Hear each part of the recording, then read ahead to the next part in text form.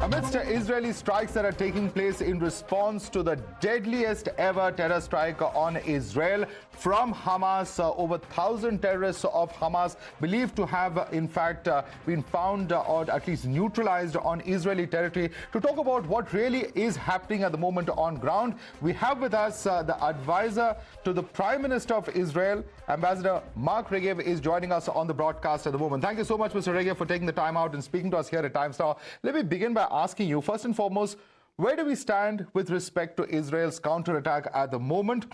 Is Israel's objective of ending Hamas's military capability, if that is the objective, how far along have we reached as far as that objective is concerned? We will do what we need to protect our people, to safeguard our civilian population, and to eliminate the threat that Hamas poses to our country. And let me be clear here. What we saw on Saturday was ISIS-type barbarism. We saw these terrorists storm across the border and literally massacre our people in the hundreds. We saw countless acts of senseless brutality.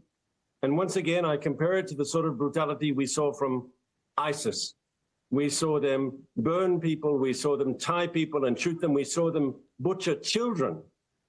And of course, in addition to all the people who were murdered, now close to 1,000, but we saw them take hostages back to Gaza. And the people they took back to Gaza, there were small children after they killed their parents, and there were elderly people, even a Holocaust survivor, people in their 80s. This is disgusting.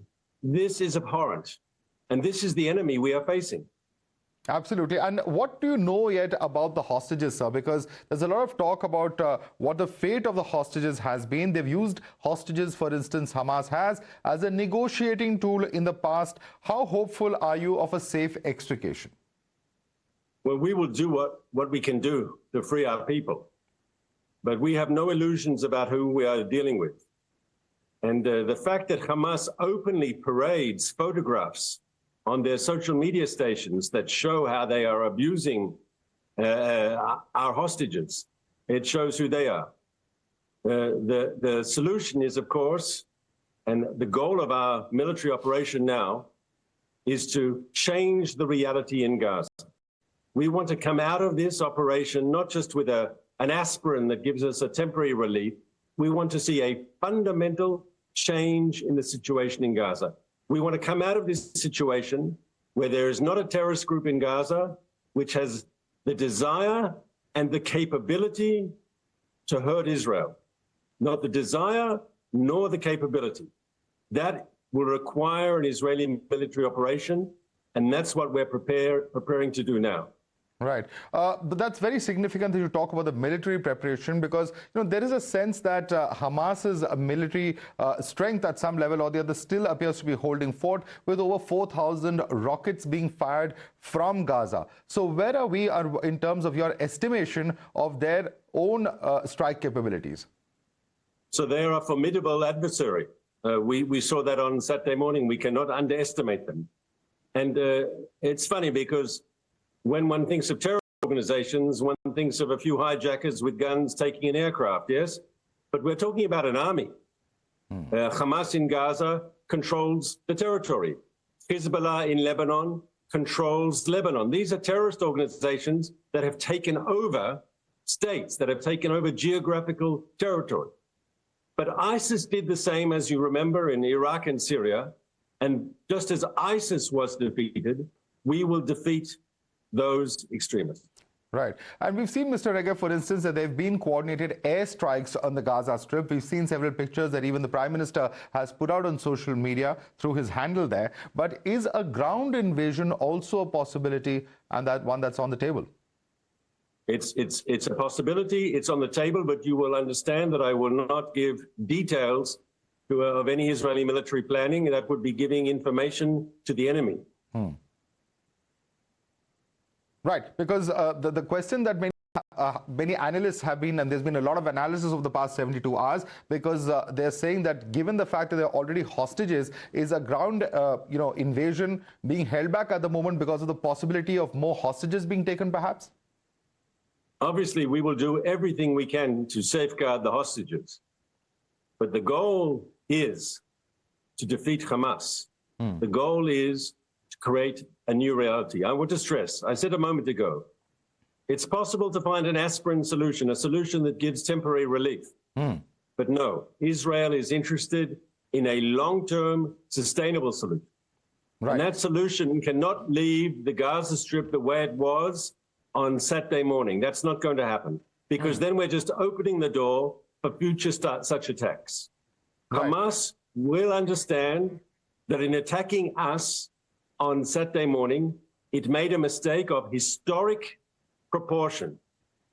All of Israel's enemies, whether it's Hezbollah in Lebanon or the Iranians, they will see that if you hit Israel, if you strike against Israel, Israel will strike back with force, with overwhelming force, and in doing so, they will learn that Israel is not to be attacked. Israel will defend its people. Israel will defend its sovereignty. And I would ask you as an Indian, what would your country do if it was attacked in such a brutal way?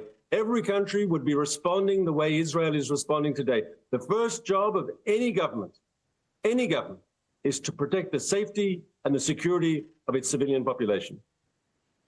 Well, absolutely. And in fact, Mr. Regev, you speak of long-term solutions. One of the aspects of this long-term solution is how you will tackle the problems that arise from Iran's role. Because as we all know, it's been publicly documented in terms of how Hamas has been aided, funded, some say even armed by Iran. And it's not just Hamas, there's also the question Hezbollah being supported by Iran. So in terms of a long-term solution, how does Israel propose to deal with the problems that arise from Iran's backing to these organizations? So you're 100% correct. Hamas would not have the strength it does without Iranian support, without Iranian diplomatic support, without Iranian financial support, without the Iranian supply of weapons, without Iranian training. And it's the same exactly for Hezbollah in Lebanon. They would not be the formidable force they are today without Iranian support.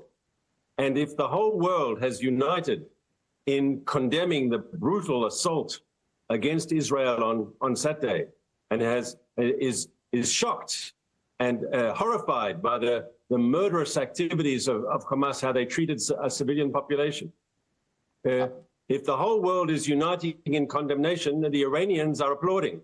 They support this. And it just shows us the true nature, the true character, the true beliefs of this terrible regime in Tehran. Absolutely. And it's not just the United States and Europe. In fact, just this afternoon, Prime Minister Netanyahu had a call with Prime Minister Modi, and Prime Minister Modi thanked Prime Minister Netanyahu for reaching out and talking to him at this very crucial juncture, also supporting Israel when it comes to such kind of heinous terror attacks. How do you see the support coming in from India at this point in time? I know they had a good conversation. The two men have known each other for quite some time. As you know, Mr. Modi famously visited Israel, and then Netanyahu did an immediate follow-up visit to India. We have a good relationship. We have a good partnership. And both our countries have had to deal with similar strategic challenges. And both our countries have had to deal with terrorism. And we are allies and we are friends. And it's good that the two prime ministers talked. I have to tell you, after the terrible attacks that took place on Saturday, many world leaders have been not wanting to speak to Netanyahu on the phone, and he has had to prioritize. And the fact that he prioritized Prime Minister Modi shows the importance we attach to the relationship between our two countries. Right. Very interesting that you mentioned that. Did you have a chance to speak to the Prime Minister on the same as to why he chose? Is it the personal relationship he enjoys with Prime Minister Modi? Is it the relations that the two countries have, or the cooperation that we've seen in recent years in the defense and other sectors, or a shared sense of expectation or experience when it comes to dealing with such heinous acts of terror for which India too has been a victim over the past several decades? So I would say all of the above. There is a very good relationship between the two prime ministers. There's a very good relationship between the two countries. There's very tangible and substantive cooperation in different areas between our two countries. And so all the above is true. And I would add another factor. India has a special voice in the international community. And when India condemns these terrorist attacks, it is important. And we are grateful when India does do it so. Right. Very interesting to hear that, sir, here in India. But, I must also add that while we have seen strong support coming from many countries, and undoubtedly perhaps every country has condemned the heinous act of terror, yet we've seen many countries trying to do a balancing act. What would you say about the role that can be played by other countries in the Middle East, for instance, Saudi Arabia, the UAE? Would you see them playing a negotiating role, for instance? How do you see those responses coming in, Mr. Regev? So first of all, there were some very interesting responses from the Middle East, because it wasn't that long ago when Arab solidarity would automatically come into play and everyone could agree to condemn Israel. That was the reality maybe a decade ago, maybe a bit longer. Today, it's no longer that, and we saw specifically Arab governments condemn the Hezbollah provocation. Sorry, the Hamas provocation. This is something new. And for Israel, it's very warming, because we have, if in the past, people talked about the Arab-Israel conflict. So we now have strong, peaceful relations with a number of significant Arab countries: Egypt, Jordan, the UAE, Bahrain, Morocco. And we've also been talking, as you know, there's been much in the media about the possibility of a breakthrough with Saudi Arabia. This is the future. It was discussed when you hosted the G20 in India, the new line, the new route from India through the Middle East to Europe. This is all built on Middle Eastern cooperation. We want to see a new Middle East, a Middle East which is cooperative, a Middle East that is more peaceful, a Middle East where countries work together, where countries trade, where there is economic development. Now, this new world, which we're all very excited about, and the prospects of normalizing Israel's ties with Saudi Arabia is something that Israelis are very, very excited about. It will be a wonderful breakthrough when it happens. But this is an existential threat to the extremists, those who believe in violence, those who are extremists, those who are terrorists. And that is why Iran, Hezbollah, and Hamas are trying to upgrade, to increase their nefarious activities. And this is probably one of the motivating factors behind Hamas's raid on Saturday, on their brutal attack, because they see peace and cooperation and integration of the Middle East, as was espoused at the G20 in India. They see that as a direct threat to their extremist agenda. Absolutely. And in fact, Mr. Regev, I wanted to also ask you, how do you see this crisis evolving in coming days? Is there any possibility of the conflict spilling over beyond Gaza and Israel? Because there have been concerns expressed as well that many countries would not want to see a further escalation take place. How do you view this? So it's clear that Israel has to watch its northern border. We don't want to see an escalation, but we know that Hezbollah, which is also an Iranian client, could decide to join in. And we're worried about Hamas terrorism also, maybe from the West Bank. And so we've had to keep our forces both in the northern border and in the central sector, as well as in the south, in the struggle against Hamas. This is not new for Israel. Now, we will not do anything to initiate a wider conflict. But if, let's say, Hezbollah in Lebanon decides to open a second front, they can be sure that Israel will be ready. And just as we will defeat Hamas, we will defeat Hezbollah. I state again, we don't want to see an escalation in the north, but if it is forced upon us, we will be victorious. We will win decisively. Right. So there's also been an attempt on part of Palestinians to put out a narrative that, or at least put out this in different parts of the world, float a narrative that Palestine has been a victim of aggression from Israeli side and oppression for generations, and that this attack should be seen in that context is a narrative that they have obviously been trying to push. Now, what we see is that countries like Kuwait and Qatar appear to be speaking a similar language. How do you see that aspect playing out internationally? So the truth is, anyone who wants to see peace in the Middle East, anyone who wants to see reconciliation between Arabs and Israelis, has to read the Hamas Charter. The Hamas Charter was written in 1988, and it still is the ideological covenant of the Hamas organization. And that charter says, one, Israel has no right to exist, not in any borders. In their eyes, Israel is an illegitimate creation that must be destroyed. Their words, not mine. Hamas says any Palestinian, any Arab leader who negotiates peace with Israel is a traitor to the Arab world and a traitor to Islam. This is what they say. And what do you do with traitors, sir? Traitors are killed. And finally, they use the anti-Semitic language of the European fascists in the 1930s and 40s in the way they describe Jews. They say that every Jew is a legitimate target and can be killed. So it is a religious hatred.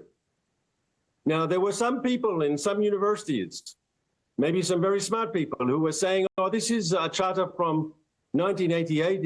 It's old. It's no longer operative. Hamas has moved on. Hamas has moderated, these people say. No. We saw on Saturday that that charter remains Hamas's plan of action. And when they killed Israeli children, when they butchered Israeli civilians in their hundreds, they showed what they are made of. And these people are not just Israel's enemy. They are the enemies of everyone who wants to see peace in the Middle East. Right. And when we defeat Hamas, and we will defeat Hamas, we will defeat Hamas decisively. But when we defeat Hamas, we are not only doing so and protecting our own people, but a defeated Hamas makes the possibility of peace between Israel and our Arab neighbors even closer. Right. Mr. Regev, of course, while you're still countering this particular attack, there are many questions that are still emerging as to how an attack of this scale and this magnitude could have gone completely unnoticed by intelligence agencies. The Mossad, of course, is renowned globally for its attempts at intelligence and, of course, counter-attack and counter-terrorism. But in this particular case, for instance, the huge number of people who were gathered at the Israel border, of course, it was a holiday, as we know, a festival day, but also the huge amount of rockets and other hardware that they would have gathered, for instance, to overwhelm the Iron Dome system with over 5,000 such rockets being fired. Could all of this have gone completely unnoticed? Is this an intelligence lapse in your view? So the Israeli public is asking the same questions that you are asking me. And how is it that we were surprised? And these are legitimate questions. And when this is over, there will be investigations. I'm sure there'll be some sort of public inquiry. There's criticism that we didn't know about this, and it was clear this operation was planned for some time, and yet it happened and we were surprised. That's not what we expect from our intelligence services. We expect to know these sort of things in advance. We pride ourselves on having very good intelligence, and the fact that this time we didn't know in advance, that's a failure. We want to look into that. And also there was also criticism that when the attack happened, it took the security services and the Israeli Defense Forces too much time to deploy quickly to deal with the threat. And so all these issues will be discussed afterward. The focus today has to be on victory. The focus today has to be on defeating Hamas. But as a democratic society, we will look at this. There are always lessons learned. We're not afraid to look at ourselves in the mirror and say, where did we make mistakes? Because only by looking at your own mistakes and fixing mistakes can you make yourself better at what you do. And there are all sorts of questions that the successful attack by Hamas on Saturday morning that need to be looked at very deeply. The process has already started, but the focus today must be on winning the war. Right. And, you know, if you were to advise the Prime Minister, if he were to ask you about how you see the situation evolving, sir, just to get a better sense of understanding, are we looking at a long war of attrition or a limited conflict? What do you think would be the most ideal way to achieve whatever your objective is of a long-term solution? So I can tell you what I heard the Prime Minister say a short time ago. There have been a number of rounds of fighting between Israel and Gaza since Hamas took over there. 5, 6 rounds of fighting. And we call them all operations in Israel, a military operation. And each operation has its own name. This time the Prime Minister said specifically, this is not another round of fighting. This is not another operation. This is a war. And it's not a war that Israel wanted. This is a war that Hamas initiated. But if Hamas started this war, Israel will finish it, and we will finish it on our terms. So I agree with the premise of your question. Because of that, this isn't necessarily going to be a short war. This, unfortunately, will not be a costless war. I expect that Israel will have to pay a continued price in the lives of our soldiers, but it's crucial that we come out of this situation, that we come out of this crisis with a new reality in Gaza. A reality where terrorist groups cannot threaten it. They don't have the capability to threaten Israel, and they have not the desire to threaten Israel. That's the goal. All right, Ambassador Regev, I'd like to thank you so much for taking the time out and speaking to us and taking all those questions and answering them so candidly at this very, very difficult moment. Certainly, of course, India has expressed its solidarity and condemned acts of terror, given that India also has been a victim of terror herself. I'd like to thank you so much, Ambassador Mark Regev, for taking the time out and speaking to us, advisor to Prime Minister Netanyahu. Thank you so much for joining us. My pleasure, sir.